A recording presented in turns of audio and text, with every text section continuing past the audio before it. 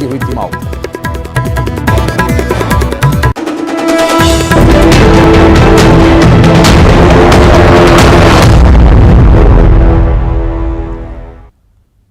नमस्कार, मैं हूं आशीष त्रिपाठी आपके साथ और ये है इवनिंग एजेंडा। और इवनिंग एजेंडा में आज बात करेंगे मध्य प्रदेश छत्तीसगढ़ में हो रहे बस हादसों की। लेकिन उससे पहले धमतरी से आई एक तस्वीर आपको दिखाते हैं। धमतरी में सरकार के खिलाफ बीजेपी का धरना जारी है और इस बीच धरना स्थल पर अचानक बंदर पहुंच गया, जिसके बाद बीजेपी कार्यकर्ताओं ने जोर जोर से जय बजरंग बली का नारा लगाया और तस्वीरें सामने आई धमतरी से। दरअसल लंगूर यहां पहुंच गए और लंगूरों को देख धरना स्थल पर मौजूद कार्यकर्ताओं ने जय बजरंग बली का नारा लगाना शुरू कर दिया। और ये दिलचस्प तस्वीर रेल लाइन का मामला है। पंडित रविशंकर शुक्ल जी उस समय मुख्यमंत्री थे, अभी उनको जेल भेजा जाता है और कलेक्टर और एसपी का पोस्ट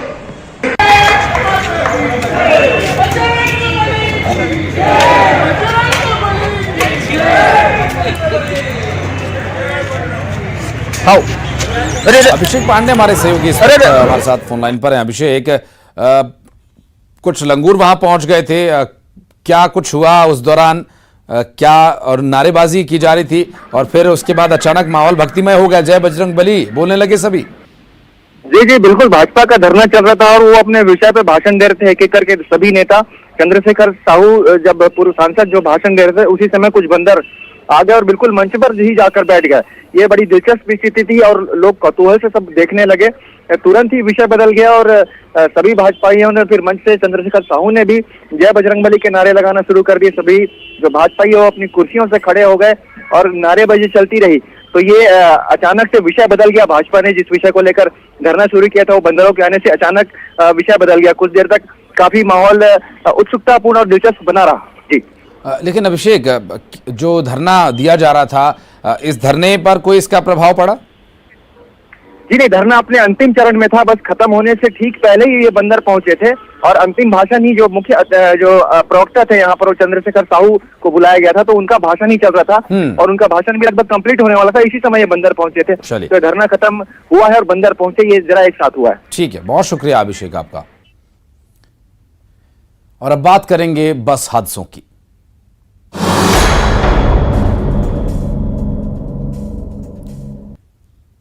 खरगोन में हुए बस हादसे के बाद बस यात्रा सुरक्षित होने को लेकर अब कई सवाल खड़े होने लगे हैं। बस यात्रा कितनी सुरक्षित है, ये बस हादसे डरा रहे हैं। हालांकि ऐसा नहीं है कि इससे पहले बसों के हादसे नहीं हुए, लेकिन वक्त बीतने के साथ ही वो हादसे न केवल भुला दिए गए, बल्कि उन हादसों से मिली सीख को भी दरकिनार कर दिया गया, जिसका नतीजा एक और हादसे के रूप में सामने आया और फिर कई घरों में मौत का मातम।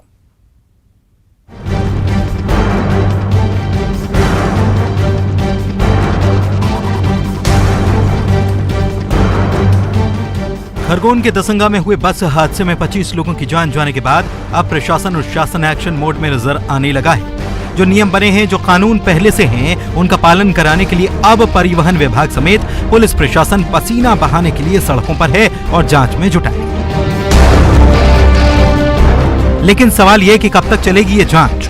क्या नियमित रूप से ये सब नहीं होता रहना चाहिए? हादसों के बाद आखिर क्यों सवाल उठते हैं कि बस की फिटनेस को लेकर क्षमता से ज्यादा यात्रियों के सवार होने की बातें क्यों सामने आती हैं? और मैदानी अमला कहां था तब जब ये सब होता रहा? क्या जिन जिम्मेदारों पर इस सब की देखरेख की जिम्मेदारी है, वे इसके दोषी नहीं है? बहरहाल शासन की तमाम दलीलों के बीच एक बार फिर से बस हादसे ने सवाल खड़े किए। खरगोन में जहां बस हादसे में 25 लोगों की मौत हो गई, तो वहीं मंदसौर में भी शिवना नदी में एक बस पलटने से हादसा हो गया, जिसमें सवार महिलाएं जख्मी हो गईं। महिलाएं सीतामऊ से एक कार्यक्रम में शामिल होने के लिए जा रही थी।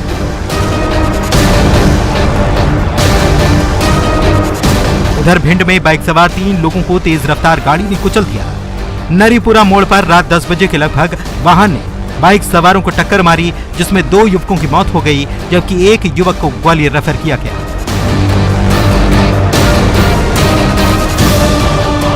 वैसे बस हादसे केवल मध्य प्रदेश तक सीमित नहीं, छत्तीसगढ़ के बालोद में भी बस पलटने से 15 लोग घायल हो गए। घायलों में एक की हालत गंभीर है। यह घटना गुंडरदेही के कचांदुर गांव में हुई। इस घटना के बाद ड्राइवर बस छोड़कर भाग निकला।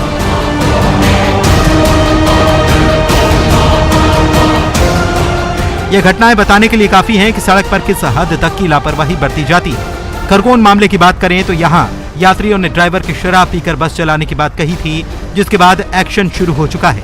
पुलिस ने शराब पीकर बस चलाने वाले ड्राइवर और कंडक्टर्स की जांच शुरू कर दी है। एसपी के निर्देश पर पूरे जिले में अभियान की शुरुआत हो चुकी है। कुल मिलाकर यह कहना गलत नहीं होगा कि अगर मैदानी अमला हमेशा अलर्ट रहकर अपनी जिम्मेदारी निभाएगा तो निश्चित तौर पर सड़क हादसे, खासतौर पर बस हादसों में कमी हो सकती है। लेकिन इसके लिए जरूरी है कि जिम्मेदार अपनी जिम्मेदारी ईमानदारी से निभाएं। Bureau report, news 18 Madhya Pradesh, Chhattisgarh. और आशुतोष पुरोहित खरगोन से और हमारे सहयोगी नरेंद्र धनोतिया मंदसौर से इस वक्त हमारे साथ जुड़े हुए हैं। नरेंद्र, आपके पास आए तो बस हादसे एक बार फिर डरा रहे हैं, लेकिन हादसे के बाद सबक कुछ समय के लिए लिया जाता है, उसके बाद फिर सब कुछ जस का तस हो जाता है।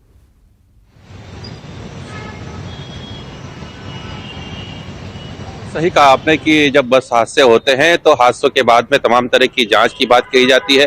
तमाम तरह के निर्देश आरटीओ विभाग जारी करता है, पुलिस विभाग जारी करता है। उसके बाद थोड़े दिन बाद बात आई गई हो जाती है और उसी तरह की लापरवाही फिर सामने आती है और फिर बड़ा हादसा हो जाता है। आज मंदसौर जिले में 2 जगह बस हादसे हुए हैं। एक हादसा शिवना नदी में बस पलटी खाई, जिसमें 17 लोग सवार थे और उसमें से 6 लोग घायल हुए थे, जिनको जिला चिकित्सालय में भर्ती कराया गया, जिसमें से 2 को इंदौर रेफर किया गया है। और दूसरा हादसा गरोठ के कुंतल खेड़ी के आसपास हुआ था, जिसमें कुछ महिलाएं सवार थी। उसमें से बड़ा हादसा टला है, बस पलटी खा गई थी। उसमें महिलाओं की बड़ी मुश्किल से उसमें किसी तरह जान बची है। कोई महिला उसमें बहुत ज्यादा हताहत नहीं हुई है, लेकिन 2 बड़े हादसे जो यहाँ पर हुए हैं, 2 बस पलटी खा गई है। बड़ा हादसा हो सकता था, शिवना नदी में बस गिरी है तो एक बड़ा हादसा हो सकता था। लेकिन आपने जैसा कहा कि इस तरह के हादसे होते हैं, उसके बाद प्रशासन तमाम तरह के दावे करता है, निर्देश जारी करता है और घायलों के इलाज की बात करता है। कोई मर जाता है तो उसको, उसके परिजनों को आर्थिक सहायता भी दी जाती है। लेकिन ये नाकाफी है कि अगर इस तरह के केवल सहायता देने से और इस तरह शासन निर्देश जारी करेगा तो कुछ नहीं होगा। इसमें कुछ लोगों को अवेयर भी होना पड़ेगा कि जो लोग इस तरह से लापरवाही से बसें चलाते हैं और उसमें यात्रियों की जान जोखिम में होती है और यात्रियों की जान तक चली जाती है, तो इसमें लोगों को भी अलर्ट रहना पड़ेगा और प्रशासन को सख्त निर्देश जारी करने पड़ेंगे। और जो खटारा बसें हैं, खासतौर से जो यहाँ पर बेरोक टोक आरटीओ विभाग की देखरेख में खटारा बसों को परमिट जारी किए हुए हैं, उनके परमिट रद्द करने पड़ेंगे। साथ ही ऐसे ड्राइवर जिनके लापरवाही के कारण हादसे कदम होते तो हैं, उठाए जा रहे हैं, लेकिन ये कार्रवाई आगे भी जारी रहे, ये जरूरी है। ममता हमारी सहयोगी रायपुर से हमारे साथ जुड़ गई। ममता, मैं आपके पास आता हूं, लेकिन खरगोन चलते हैं जहां आशुतोष हमारे सहयोगी इस वक्त मौजूद हैं। आशुतोष, खरगोन में हुए हादसे ने सबको हिला दिया था और उसके बाद एक बार फिर चर्चा छिड़ गई कि बसों की फिटनेस पर ध्यान दें, बसों की स्थिति बेहतर हो, ओवरलोडिंग ना हो, ज़रूरत से ज़्यादा सवारियां ना भरी जाएं। ये चर्चा कितने दिन चलेगी? फिर इसके बाद ये ठंडी पड़ जाएगी और फिर वही दौर शुरू हो जाएगा और फिर क्या अगले हादसे का इंतजार करेगा प्रशासन?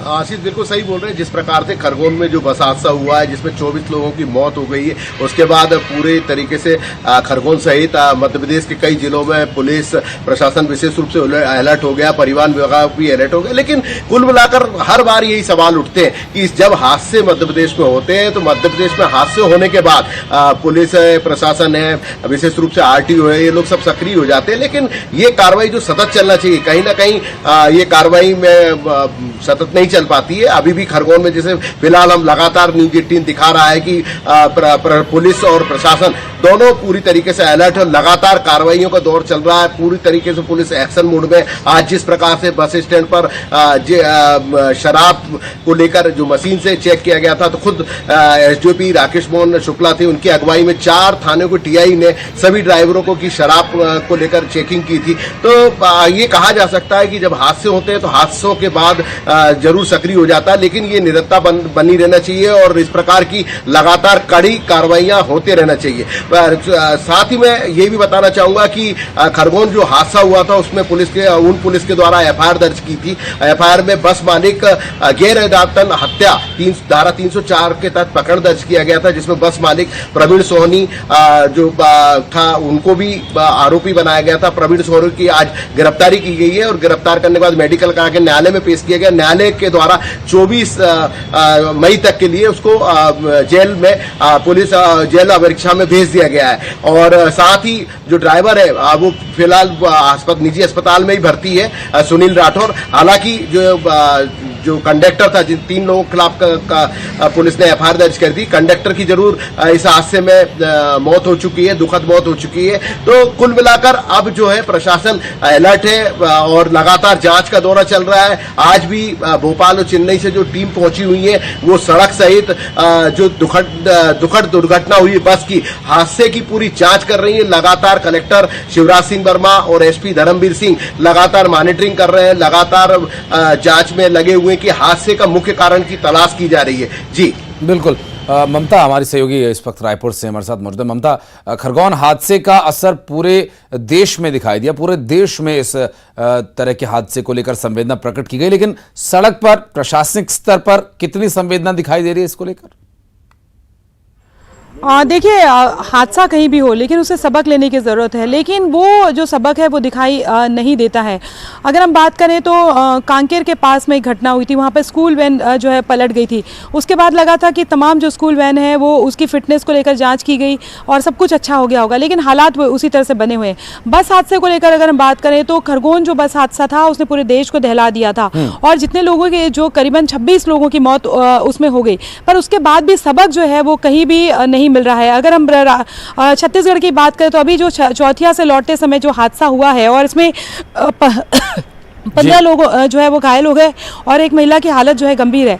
लेकिन उस बस की फिटनेस को लेकर भी कहा जा रहा है, उसकी स्पीड को लेकर भी कहा जा रहा है। बस चालक तो फरार हो गया, लेकिन बस किस हालत में थी और कितने सारे लोगों को भरा गया था, ये अपने आप में जो है उदाहरण है कि किस तरीके से जो जिम्मेदार लोग हैं वो अपनी जिम्मेदारी का निर्वहन करते हैं। छत्तीसगढ़ में भी अगर हम बात करेंगे तो निजी बसें ही यहाँ पर चलती हैं, लेकिन ज़्यादातर निजी बसों की अगर स्थिति को आप देखेंगे तो वो खटारा हालत में है।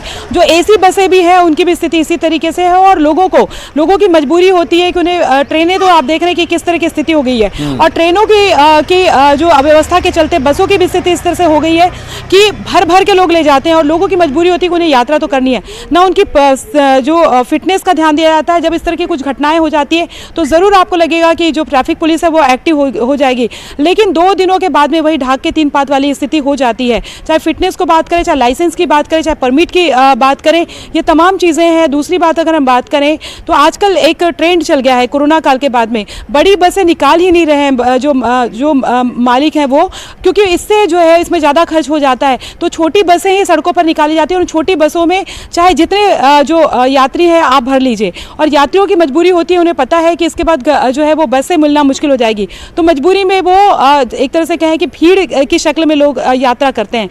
तो कहीं ना कहीं इस पर जो है वो ध्यान देने की ज़रूरत है ताकि कोई बड़ा हादसा टाला जा सके। जी बिल्कुल ममता, जो आपने चिंता व्यक्त की और जो ट्रिक आपने बताई कि ये ट्रिक का इस्तेमाल एक तरह से बस मालिक कर रहे हैं कि बड़ी बस अगर आपने सड़क पे उतारी तो उसका RTO, उसके टैक्स, उसकी फिटनेस उसी के अनुसार लिया जाएगा, लेकिन छोटी बस उतार दीजिए तो आपको कम खर्चे में ज्यादा रेवेन्यू मिलेगा, जो कि एक यात्री की मजबूरी है कि उसे गंतव्य तक निश्चित समय तक पहुंचना ही है।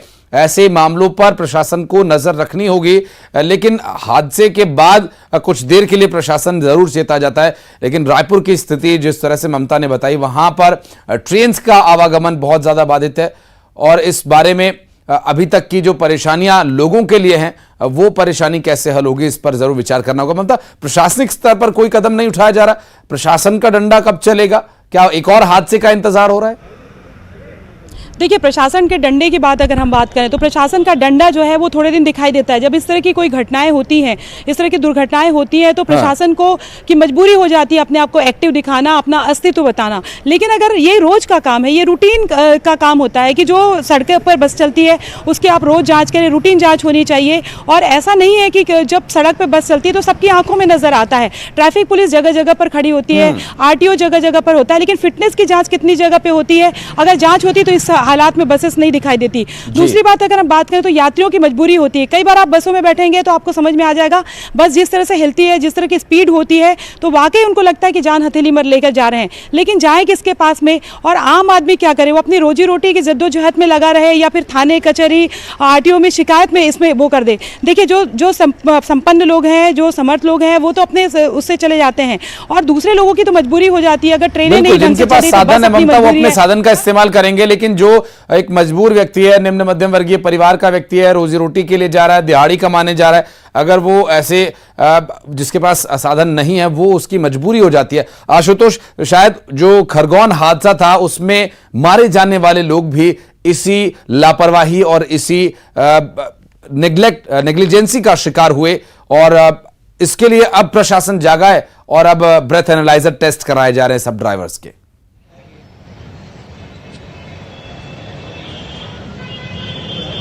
जी बिल्कुल, मैं आपको बताना चाहूंगा कि लगातार जो हादसा हुआ, हादसे के बाद जो है प्रशासन एक्शन मोड पर है। जिस प्रकार से प्रभारी मंत्री कमल पटेल है, उन्होंने निर्देश दिए थे कि ओवरलोडिंग और जो तेज रफ्तार बसें, इस पर कार्रवाई होना चाहिए। उन्होंने परिवहन विभाग की जो आरटीओ थी बरखा गौड़, उनको यहाँ पर निलंबित करने के आदेश जारी किए थे और आदेश दिए थे। और उसके बाद पुलिस को भी कहा था कि वो पुलिस भी अब अभियान चलाए। तो पुलिस के द्वारा लगातार अभियान चलाया जा रहा है। मैं आपको बताना चाहूंगा कि 2 दिन में करीब 100 से अधिक जो निजी यात्री बस है और जो ओवरलोडिंग वाहन है, उन पे यहाँ पुलिस के द्वारा विभिन्न थानों में कार्रवाई की गई है, जब्त की गई है और चालानी कार्रवाई लगातार की जा रही। तो मतलब एक बड़ी बात है कि कार्रवाई तो चल रही, लेकिन ये कार्रवाई निरंतर चलना चाहिए। जिस प्रकार से जो खरगोन हादसा हुआ है और खरगोन हादसे की जो पुलिस की प्रारंभिक जांच जो हुई है, उसमें जो कारण सामने आ रहा है, उसमें रफ्तार और रफ्तार के साथ साथ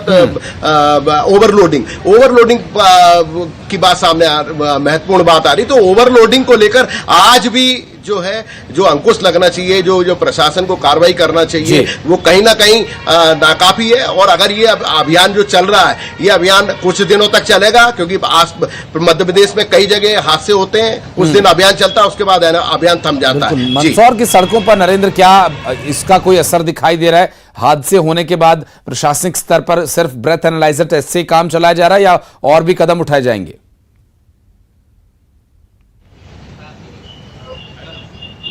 देखिए, हादसे होते हैं, उसके बाद ही प्रशासन जागता है और एक बार फिर प्रशासन सख्ती की बात करेगा, नियम कानून का हवाला देगा और निर्देश देगा। लेकिन आज जो हादसे हुए हैं उसमें कार्रवाई की जरूरत है। खटाला बसें सड़क पर नहीं चलना चाहिए, उनका कैसे फिटनेस बन जाता है, ये बड़े आश्चर्य की बात है। दूसरा, जिनके ड्राइवरों के द्वारा कभी शराब पीने से हादसे होते हैं या लापरवाही के कारण हादसे होते हैं, इनके लाइसेंस रद्द होने चाहिए, और जो बसें अवैध परमिट पर चल रही है उनके परमिट भी रद्द होने चाहिए।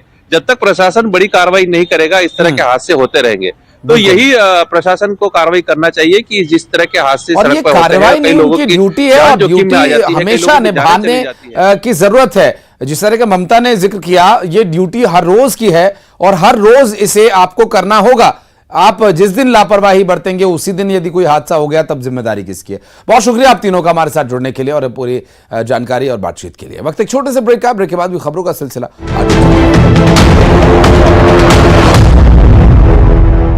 Headlines presented by